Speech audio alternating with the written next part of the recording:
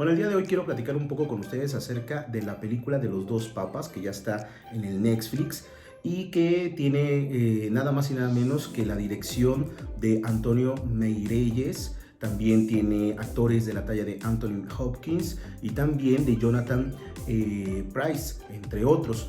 Podemos nosotros rescatar varios elementos positivos de esta película.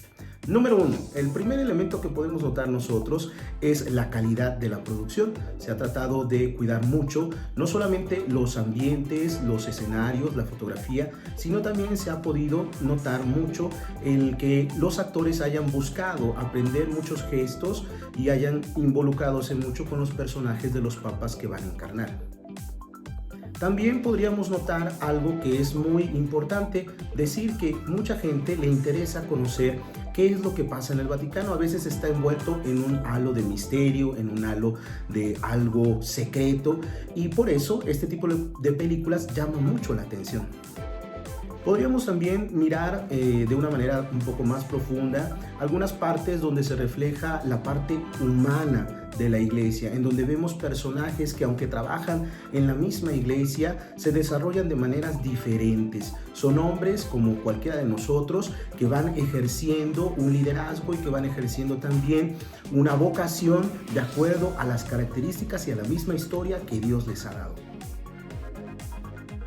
Podemos observar en algunas de las escenas muy importante el sacramento de la reconciliación, la confesión, como le decimos todos nosotros. Un sacramento que nos permite rehacer, recomponer nuestra vida. Aunque sea una escena ficticia con algunos pormenores que se ponen ahí ficticios, es importante ver cómo ese sacramento los hace al Papa Benedicto y a Francisco poder encontrar un momento de rehacer la propia historia. Así nosotros cuando nos acercamos al sacramento de la confesión.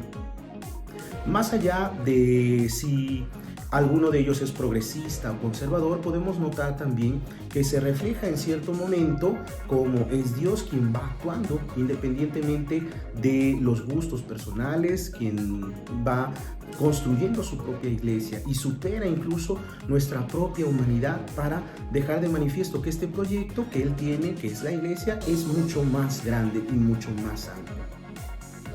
Lo que no es esta película es una biografía exacta de estos dos papas. Por ejemplo, quien conoció y tuvo la cercanía de Ratzinger como cardenal sabe muy bien que era un hombre sumamente sencillo, un hombre que le gustaba el diálogo, un hombre que le gustaba la música y disfrutar de ir a un café en algunos de los bares de Roma.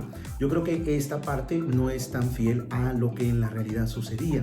Tampoco se trataba de un hombre intransigente. Hay que recordar que Ratzinger al inicio de su vida como teólogo fue considerado incluso progresista. Algunos otros aspectos de la vida del Papa Francisco también quedan ahí un poco entremezclados con la realidad y la ficción, como es el caso de lo que él ha tenido que vivir con sus coetáneos en la época de la dictadura allá en Argentina.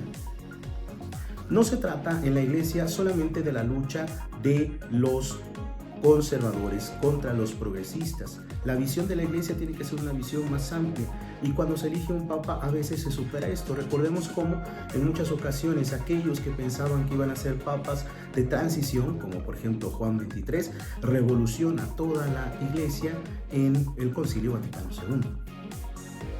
Al final esta película nos ayuda un poco al entretenimiento, al esparcirnos, a comprender que todavía sigue siendo un punto de referencia muy importante la figura del Papa y nos ayuda a comprender también que nosotros tenemos que ir respondiendo en nuestra propia vida personal a la misión de la cual Dios nos ha hecho partícipes. Y yo creo que eso es lo padre de esta película.